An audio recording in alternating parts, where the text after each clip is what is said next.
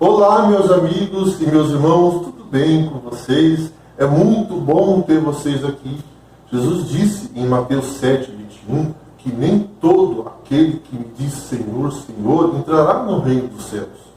Muitas pessoas estão na igreja, não fazem a vontade de Deus e estão somente para criticar e cuidar da vida dos outros.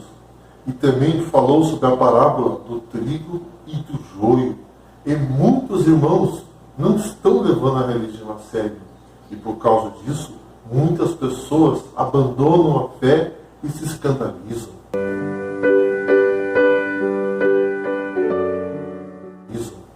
Mas, antes de continuar, vamos orar. Bendito és tu, Senhor nosso Deus, Rei do Universo. Vamos estudar a sua palavra. Abençoe nosso estudo. Envie seu Espírito Santo. É o que pedimos. Em nome de Jesus. Amém.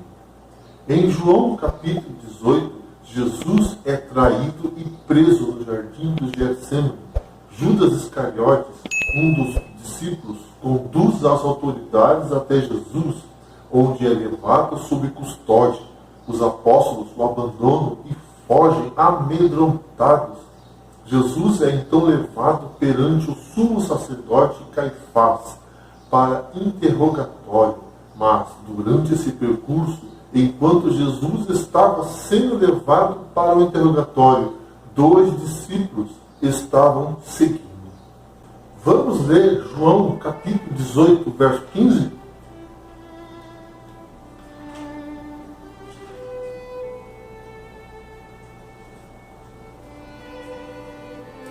Simão Pedro e outro discípulo seguiam a Jesus, sendo este discípulo conhecido do sumo sacerdote, entrou para o pátio deste com Jesus.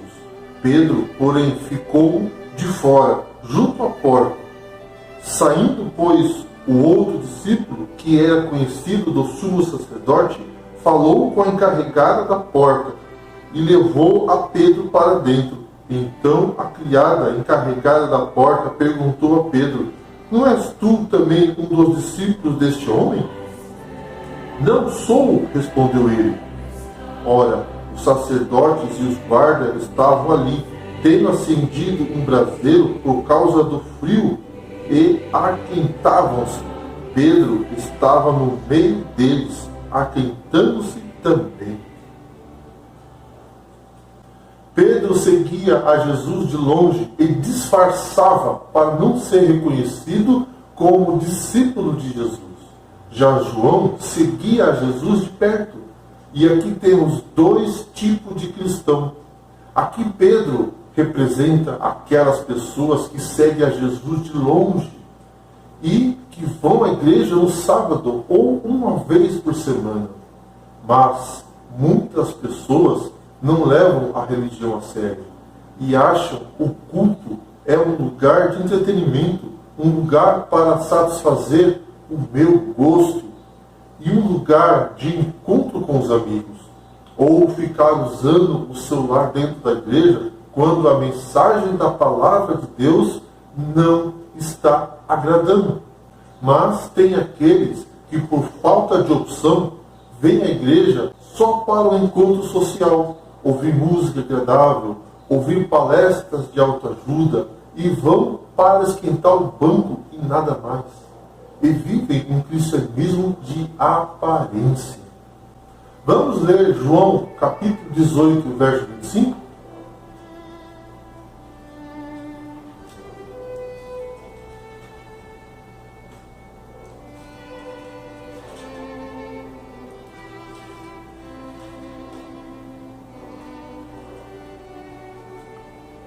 Lá estava Simão Pedro, aquentando-se. Perguntaram-lhe, pois, és tu, porventura, um dos discípulos dele? Ele negou e disse, não sou. Um dos servos do sumo sacerdote, parente daquele a quem Pedro tinha decepado a orelha, perguntou, não te vi eu no jardim com ele? De novo, Pedro o negou, e no mesmo instante cantou o galo. Como pode isso acontecer?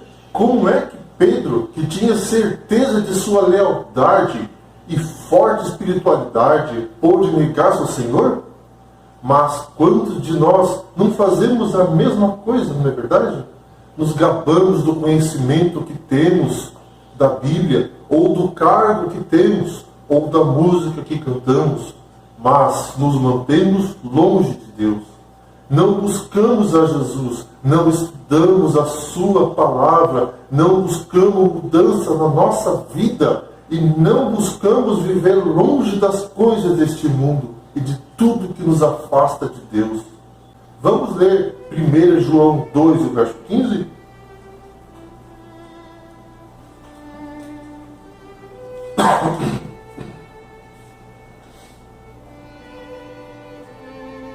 Não ameis o mundo, nem as coisas que há no mundo. Se alguém amar o mundo, o amor do Pai não está nele, porque tudo que há no mundo, a concupiscência da carne, a concupiscência dos olhos, a soberba da vida, não procede do Pai, mas procede do mundo.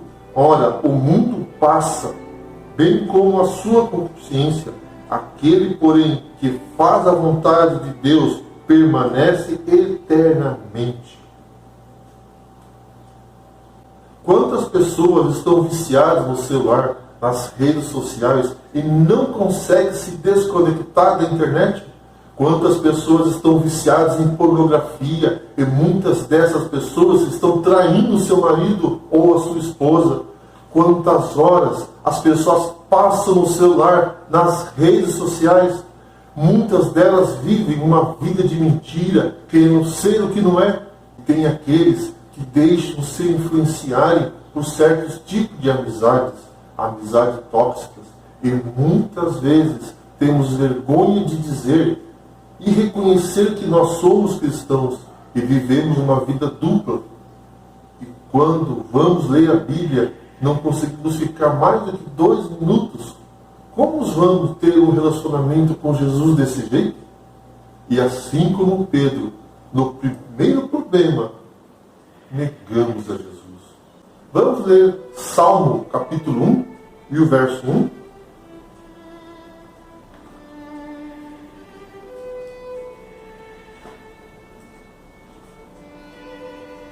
Bem-aventurado o homem que não anda no conselho dos ímpios, não se detém no caminho dos pecadores, nem se assenta na roda dos escarnecedores.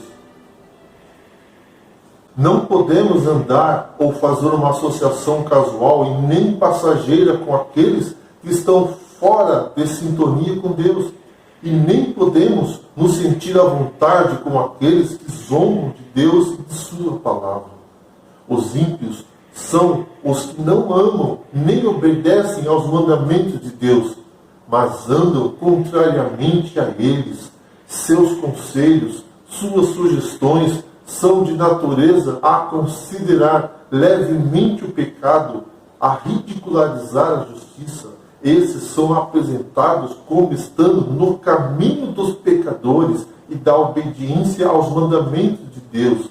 Jesus não se colocaria numa situação perigosa para agradar o diabo. Mas quantos hoje são capazes de resistir ao desafio? A palavra de Jesus é guia seguro, uma vez que seja cuidadosamente estudada. Não há perigo de cair sob o poder das tentações que nos rodeiam aos jovens e se amontoam sobre eles. Vamos ler 1 João capítulo 2, verso 6?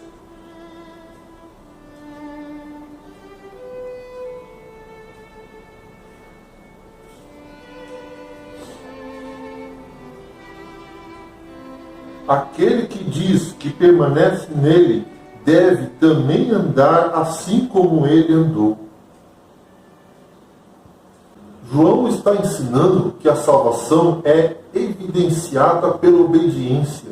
E por sua vez, essa obediência contribui para a nossa garantia de salvação. A obediência é um sinal de que conhecemos a Deus, reconhecemos que Ele espera que seu povo viva em obediência a Ele. Em 1 João 3, verso 6, diz que todo aquele que vive pecando não conhece a Jesus. O apóstolo João foi um dos discípulos mais próximos de Jesus. João é geralmente conhecido dentro da tradição cristã como o discípulo amado. Em certa ocasião, Jesus chamou João e Tiago de filhos do trovão, Marcos 3, verso 17. Muito provavelmente, essa designação apontava para a natureza explosiva dos dois irmãos. Isso indica que normalmente eles eram homens de emoções controladas, mas em determinadas situações a ira logo os acendia. Vamos ler 2 Coríntios 5, verso 17?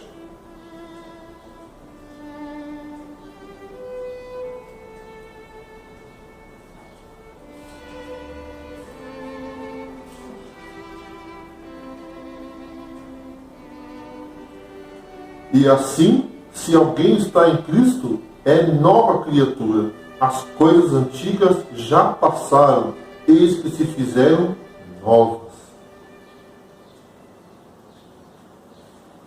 Ninguém conhecia Jesus mais do que João. Ele caminhou com Jesus diariamente e na grande noite da instituição da ceia do Senhor, na celebração da última Páscoa, foi ele quem se reclinou sobre o peito de Jesus e lhe perguntou pessoalmente sobre a identidade do traidor. João 13, e o verso 23. Assim como o apóstolo João, nós também devemos ter um relacionamento íntimo com Jesus. Jesus deixa isso claro quando ele diz: se alguém me ama, guardará a minha palavra, e meu Pai o amará, e viveremos para ele, e faremos nele morada. João 14 e o verso 23. A Bíblia, no entanto, fala sobre um relacionamento íntimo e dinâmico com Jesus. Ele é, afinal de contas, uma pessoa, e não um conceito teológico. Ele é alguém que uma vez viveu na terra, morreu por nossos pecados, mas agora é uma pessoa que está viva e pode estar muito próxima de você. Ele mesmo foi tentado em tudo como nós, mas venceu o pecado e a morte. Hebreus 4, versículo 15 e Romanos 6, e versículo 8. Por causa de sua fidelidade, ele tem todo o poder e graça para ajudá-lo a vencer o pecado em sua vida. O relacionamento com ele pode ser cheio de vida, não algo sem vida e estagnado, porque ele mesmo está vivo. Apocalipse 1 e o verso 18. Se você escolher obedecer a palavra de Deus em sua vida, Jesus se tornará um amigo amado, com quem você pode ter comunhão diária. Ele não estará longe de você, mas vive e fala em seu coração e mente através do Espírito Santo. Ele não é apenas seu amigo, mas alguém em quem entende como é ser tentado e, portanto, pode ajudá-lo no momento da necessidade. Ele é uma fonte de sabedoria e encorajamento e, portanto, uma fonte de força no tempo da tentação. Ele é seu Salvador, não apenas da penalidade do pecado, mas também de seu poder em sua vida diária. Como está escrito, socorro bem presente na angústia. Salmo 46, verso 1. É assim que você vai experimentar Jesus. Ele é capaz de ter compaixão dos fracos, porque experimentou a própria natureza humana. Hebreus 4, versículo 15. Vamos ler Lucas, capítulo 22, e o verso 60.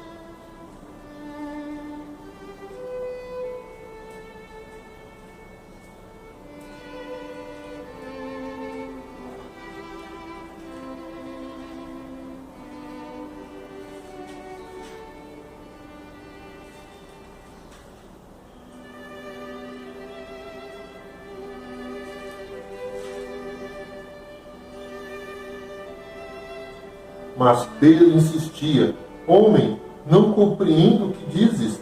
E logo estando ele ainda a falar, cantou o galo.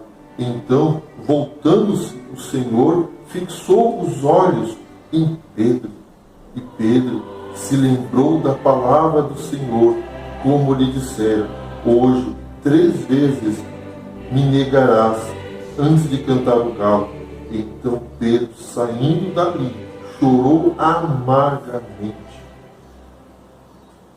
A esperança para você, se olhar para Jesus e abrir a porta do seu coração para que Jesus entre em sua vida.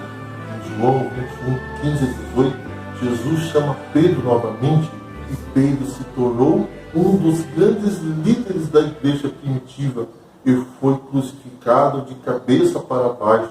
Morreu em Roma durante a perseguição encabeçada por Nero no ano 65 depois de Cristo. João estava exilado na ilha de Patmos, localizado no mar Egeu, à costa da Ásia Menor, na Turquia moderna.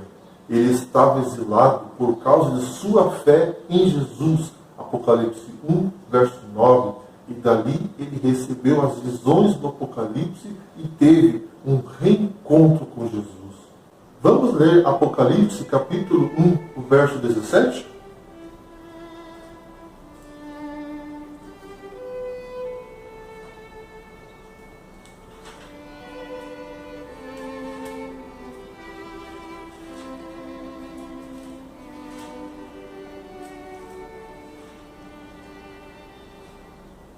Quando o vi, caí a seus pés como morto, porém ele pôs sobre mim a mão direita, dizendo: não temas, eu sou o primeiro e o último, e aquele que vive. Estive morto, mas eis que estou vivo pelo século dos séculos, e tenho as chaves da morte e do inferno. João foi o único dos discípulos de Jesus que teve morte natural. Vivemos em um mundo cheio de guerras e violência e desastres naturais. Esse mundo está condenado e logo será destruído. E somente aqueles que vivem um relacionamento íntimo com Jesus e andam com Ele é que vão estar preparados para se encontrar com Ele quando Ele voltar. Hoje, Jesus quer entrar no seu coração. Ele bate na porta e espera que você abra e deixe entrar. E qual vai ser a sua decisão? Não quer você hoje aceitar Jesus como seu Salvador pessoal? Vamos orar. Bendito és tu, Senhor nosso Deus, Rei do Universo. Queremos hoje, agora, entregar nossas vidas a Ti, Senhor. Cuide de nosso coração, pois não sabemos cuidar dele. Envie seu Espírito Santo, guie-nos em seus caminhos. É o que pedimos, em nome de Jesus. Amém. Que Deus abençoe a cada